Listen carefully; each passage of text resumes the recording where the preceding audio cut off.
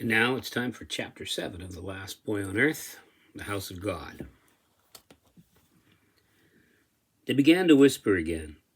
They always seemed louder near water, and as he approached the middle bridge over the great river, they started in.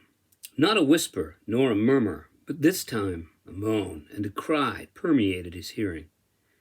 The idea that the whisperers were inside of his head, and therefore a figment of his imagination, was rapidly leaving him. The idea that they were remnants of the world before the abandonment, and they had something to tell him, began to make sense to him. He couldn't tell one voice from another, and he certainly couldn't understand their frenzied pleadings. To make matters worse, they spoke in strange cadences and rhythms, their volume rising and falling. They were not whispering now, they were screaming.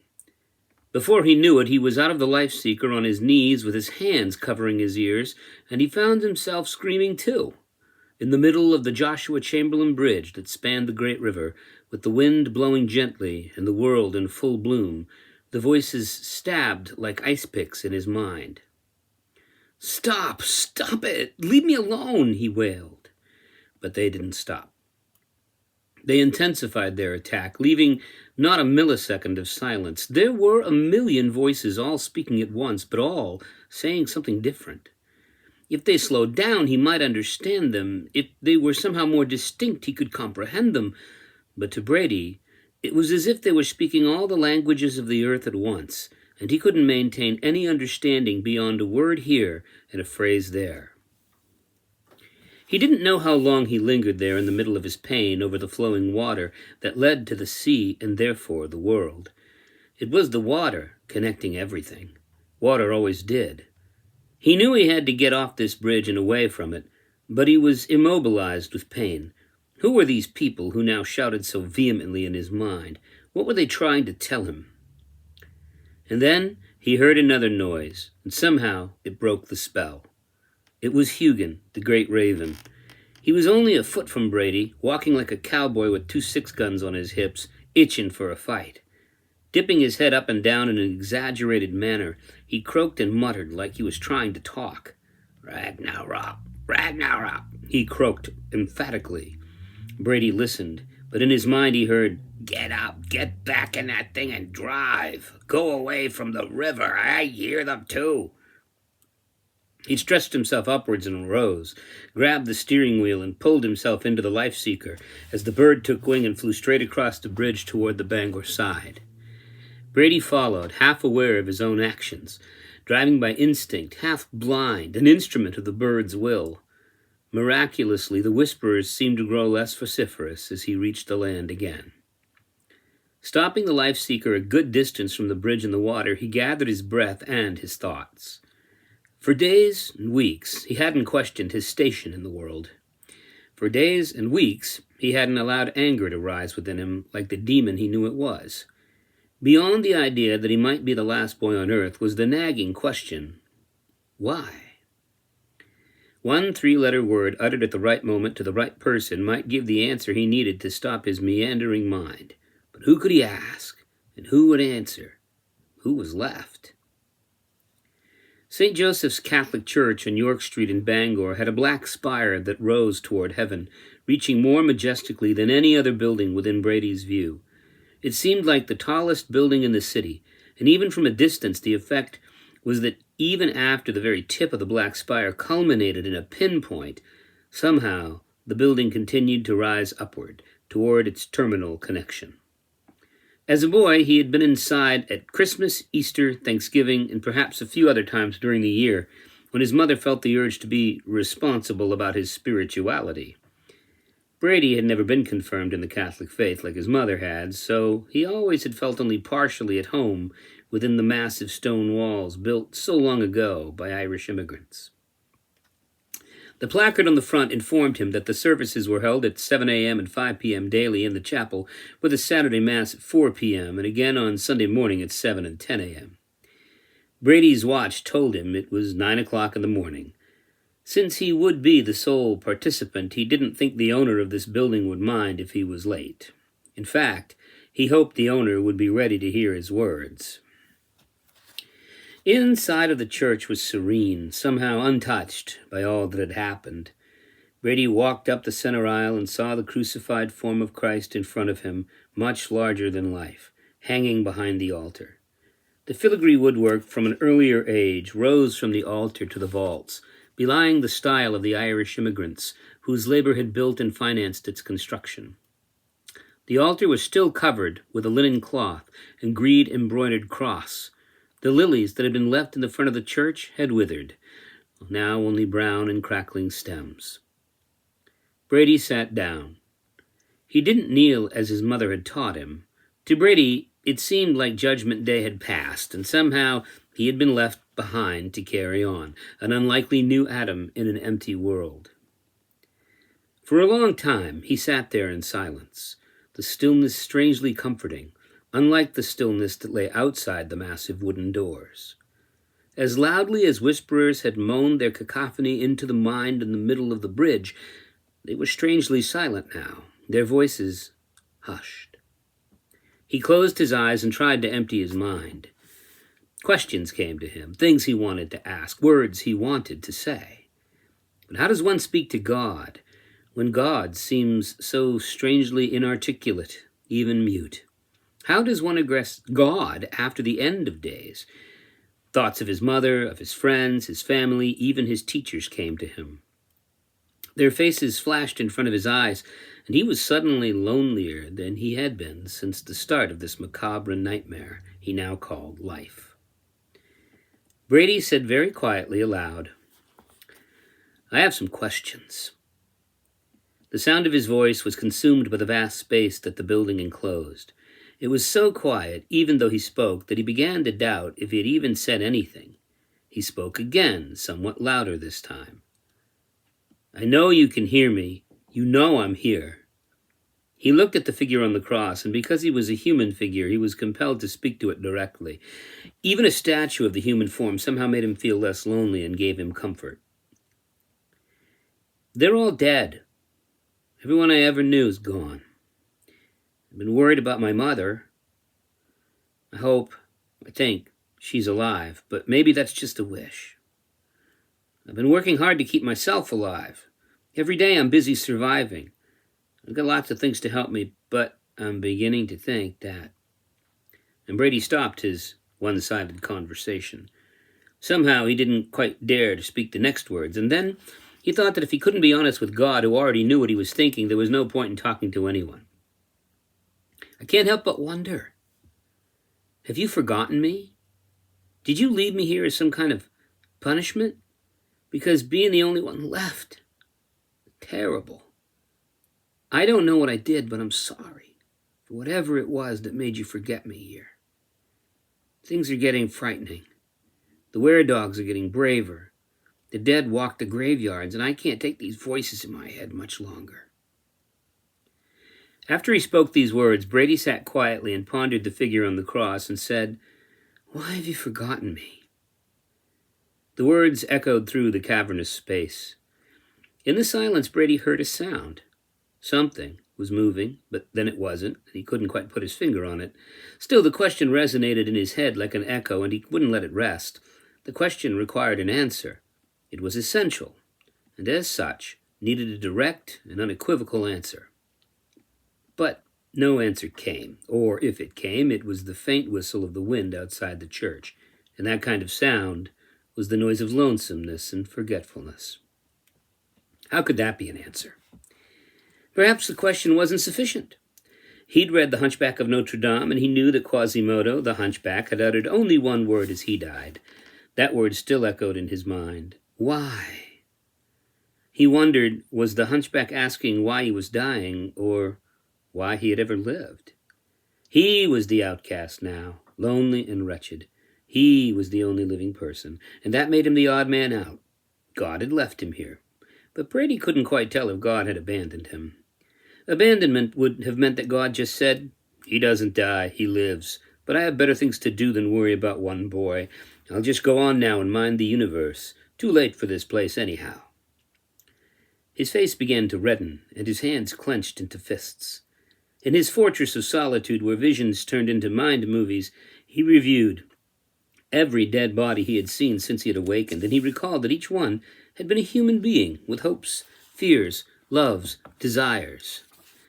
How many voices would never sing or speak again? How many of God's creations could no longer ask this ultimate question because they had no voice, no life? Brady decided to speak for them, his friends, his family, his mother? His voice rose as he continued pleading into the ether of a church whose entire congregation had died. Why? He shouted to the ceiling. He waited for a moment, because the world had changed, and perhaps God would answer him or strike him dead instead of remaining silent. And then he continued. Why? You sent the flood and killed everyone before, and then you promised never to do it again. You made a deal with Noah. And then you did it again. You let them all die. Even worse. Is it possible? Did you kill them? Is this why you created them? So that you could just say, okay, it's over, everyone, you're toast? Huh? Because if that's the case, you also left me here alone. Is this part of your master plan? Brady's frustration and anger did nothing to assuage his sense of pain and loss. He knew it was wrong to curse God, but he also knew that there was no one else left to blame. If the maker of heaven and earth had planned all of this devastation at the beginning of days, why had he chosen to leave a lonely boy in the barrens to carry on? Answer me? Brady could sense no answer. There was another possibility. Perhaps God had work for him to do. Perhaps his presence was necessary. What could God want him to do? Why? He repeated. Do you want me to do something? No answer. Long silence. I know. You need me to bury the dead. You need me to pick up the pieces. You need me to... And as his voice trailed off, faltering unexpectedly, what was it he had just thought? No. Please, God, he thought. And the reason that just occurred to me, if that's the reason, then you must know something about me that I don't. He remembered in the silence, if he was left here, it might be to remember. Every event needed someone to chronicle it, or it would be like it had never happened in the first place. Every Trojan War needed a Homer. Every prophet required a testament. How could the world truly end if there was no one to tell the tale? It would be like people had never lived at all. But after he perished, what then? When no answer was forthcoming and the silence had begun to solidify into stone, he exhaled a big breath and hunched his shoulders in a posture of surrender. It seemed there was no answer except what he had thought just a moment earlier. God needed someone to remember them. He reached to the seat in the pew next to him and opened a book, what Catholics call a missal, a book of verses, prayers, and songs. It wasn't the Bible, but it was a bit of everything one needed to know to make it through one's prayers in the form of almost any given Mass. In front of him was a verse from the Bible, from the book of Matthew, chapter 5, verses 3 to 12. He knew these words, had read and heard them before. These were the words from the Sermon on the Mount. Strangely comforting, he read through them slowly and patiently. Perhaps there was an answer in this book. Many people said that there were answers in the Bible. If there were answers, then how did the Bible know which question was in your mind when you went searching for them? His question remained, why? And there it was, in black and white, as plain as the nose on his face. It was as though Jesus had said this thing 2,000 years ago, just for him to read here and now, in this quiet, empty building on the edge of forever. Was it possible that the Lord of hosts saw this moment when he created the world? Did he know that a lonely boy would be sitting in an empty church in a world where everyone else had died, seeking an answer in this book? He read the lines over and over until he had to close the book quietly and close his eyes. It made him angry. It made him positively furious. But all he could do was manage a few tears. It read, "The meek shall inherit the earth." He stood up and walked toward the altar, then past it and walked up to the giant crucifix that had so held his attention. "I'll do my best to keep going. I wish you'd see to it that Max could get better. He's terribly sick and he's a good dog. He's better company than I could have hoped for. So I'm asking you, save my dog, please." Brady turned around and saw the church from a new angle. Over the foyer was the choir loft with its magnificent pipe organ. He remembered hearing it when a masterful hand played Bach on it, and now the lack of sound seemed louder than anything he could imagine. It was a roaring silence. All the church pews were empty things. Long shafts of light came through the stained glass windows, and each of them told a story. Each window was full of human figures. The high-arched vault above him stopped in dark shadows. The faces of plaster cherubs gazed down at him, unblinking. He was seeing the church from the point of view of the parish priest, a place few parishioners ever stood. He looked over the emptiness and waited. He walked away from the cross and the altar, turning his back on it in more than one way. There were some supplies he needed. This visit had been painful, and now that he thought about it, it had been a mistake. Maybe churches and religions were only inventions made by people to help them make it through the hard times. Maybe he would have to go through his hard times alone. Maybe he would have to do it without any help. He walked down the central aisle of the church, focused on leaving this place never to return. He scanned it, as he always did, for anything he might be able to use to survive, when he saw a newspaper sitting in one of the pews. It was a copy of the New York Times, and it was dated nearly 5 weeks ago. The headline that caught his attention as he read on, and his heart sank in his chest. It read, "Final issue. Cause of world pandemic possibly found. The federal government has issued what may be one of the last communiques to the press. Reports have slowed or stopped from news agencies around the globe, and an apparent end to our species is at hand. The pandemic, originally thought to have originated in Mexico weeks ago, when thousands of birds fell dead from the sky in mid-flight, has spread dramatically to all corners of the globe. No one who has contracted the disease has survived. Government control has all but ceased in most major metropolitan areas. The federal government has issued a proclamation stating that those local authorities that have survived should take control and act in the federal government's stead. The final communication to this newspaper from the Center for Disease Control in Atlanta came from Deputy Director Lisa Stallman yesterday evening. She issued the following post on the website before contact with her was lost. This newspaper can neither deny nor confirm the validity of her claim, but in the interest of and hope for any humans who might survive this extinction event, we publish it here without further comment." Stallman writes, "It is my belief that this pandemic is the result of the work of Dr. Peter Grindal, chief researcher for a little-known agency called Section 17 of the Homeland Security Administration. Dr. Grindal was working on a variety of methods to anticipate pandemic events and then create rapid responses to these events. In an event like a pandemic, if it ever should occur, man-made or naturally, Dr. Grindal's work would help to ensure a timely scientific response by the rapid creation, reproduction, and application of vaccines using mass inhalant technology. The project sought to spread vaccines through the atmosphere from aircraft that would then disperse the vaccine in a suspension that could then be inhaled quickly by large numbers of people to help protect them from the ravages of a disease. However, it has come to our attention that about 3 weeks prior to the first reported cases of the pandemic, Dr. Grindal and his associates released an experimental amount of vaccine into the air over West Texas. It was supposed to be a dead viral strain of last year's flu virus.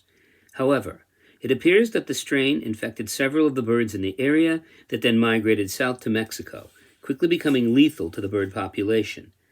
It was there that I believe the pandemic virus mutated into its lethal form. Therefore, I wish to state for the record that this pandemic is not a natural occurrence. It was man-made.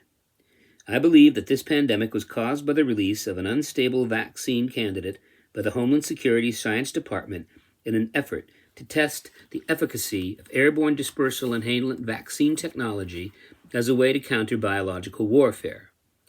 As a final note to your readers, I do not believe it would be right to blame Dr. Grindal or his team for this pandemic. He and his people were working to safeguard the American populace from a biological attack or natural disaster of unprecedented proportions. They had no way of knowing that the dead vaccine was still active, and that somehow it would infect the birds, who would then spread the disease so quickly and to such a deleterious effect.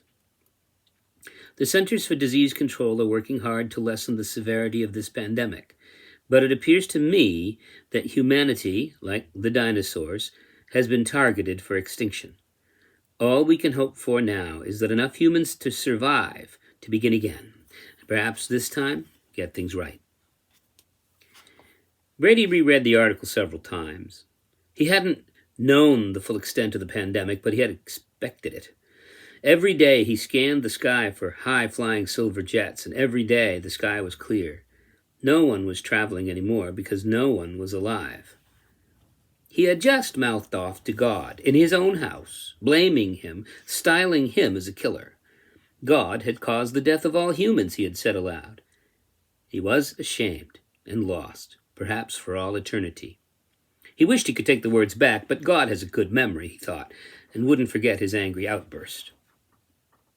As he sat there, letting the newspaper fall to the floor, he wondered about what man or woman had brought that final addition to the place, this final visit to the church before dying. Had the person been ill? Had they been alone in the church, much like he was now? Had this place been filled with those looking for solace and comfort in a time of dying, or was the carrier of this newspaper as lost and alone as he was? As he looked up, his eyes widened in disbelief and wonder. The world had changed again. Nothing had stayed quite the same. What he saw now didn't frighten him, it humbled him.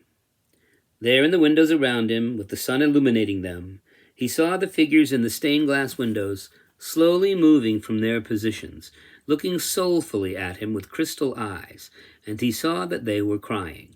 Their tears fell from their faces onto the floor as small shimmering shards of crystal and tinkling glass. Their tears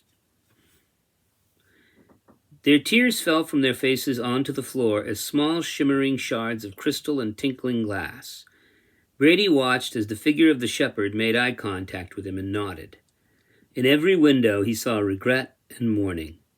Perhaps they had all waited for the next supplicant to enter and pray, and instead, an angry 14-year-old boy who blamed God for all of his problems, for all of the problems of the world, had come in. But somehow they understood. The patriarchs and the children, the Roman soldiers and the angels, the apostles and saints, the figures halfway emerging from the stations of the cross, and the Virgin Mary herself followed Brady with her eyes as he approached the altar again. He knelt on the first step of the dais that led to the altar and bowed his head, and then looked up at the figure on the cross. Whatever had happened to the world, he now knew it wasn't God's doing. God wasn't to blame. With bowed head, Brady spoke 5 words to the figure on the cross. "I'm sorry. I didn't understand." Brady stayed there for a few moments to gather his emotions, head bowed. There was much to do. He had to get his supplies, nurse Max back to health, and find a reason to keep moving forward. He walked away from the altar, down the center aisle of the church, and out the door. When he left and all was silent again, each of the figures in the stained glass windows slowly maneuvered their way back into their original positions, glancing at each other before turning again to their still and quiet nature. The creature growled in its dungeon. Long had he waited in the lower halls of this house of bones, his mind wrapped around a single thought, to complete the transformation. He'd never thought of the before time, of the time when he did not exist. For the monster, time was meaningless. He was a creature out of it. He had awakened in this world with hatred like a hunger that would only be sated with the blood of the boy. He hated because he was made of hate, and for no other reason. It was reason enough. The boy was there, wandering the world outside, claiming and renaming it like Adam in the Garden of Eden. But she was here in the edifice with him. She was evasive and cunning. He would find them both and erase them, thus ensuring his own world. As long as they existed, he could not be the one. The cur prostrated itself on the ground before him. As the last light of the setting sun fell upon the abandonment, Grendel spoke to the large creature that had once been a German shepherd, but was now exhibiting the appearance and actions of a creature once known as man. The monster had summoned him. "Fenris," he spoke, "find the boy. Find the renamer. Take your pack of deviants and kill him. He waits beyond the great river on the high hill by the statue of the warrior. He must not be allowed to live. But you, master, you could do this thing." Grendel slapped the were-dog on the snout, sending it backing away into the corner. You know I cannot leave this fortress. Not yet. I'm still incomplete. She waits, and I must find her first. I am not of this world. It tasks me. I must gather my strength before I venture forth. I will take care of her. You must find what courage you have in that minuscule heart of yours to do the deed. Besides, does not your pack of dogs grow as the long days pass? Master, drooled the dog-like thing before him. He hurts the brothers. He harms us and curses us. The brothers are still afraid. Enough of this, you sniveling dog. You don't need them, said Grendel, who spat on the ground in nervous frustration. Do it yourself, then. He must not be here. He no longer belongs. I am the master of this world now, not that boy. Grendel snarled at Fenris, leader of the were-dog pack, and the creature's fur rankled and bristled in antagonistic response. Yellow eyes gazed into yellow eyes, and the two understood each other. Yes, it shall be done, replied the were-dog. Fenris turned and skulked away into the falling dark. Grendel turned and began his nightly task of hunting she who could not be found, the female who haunted his dreams and stabbed at his mind with her cunning. End of chapter.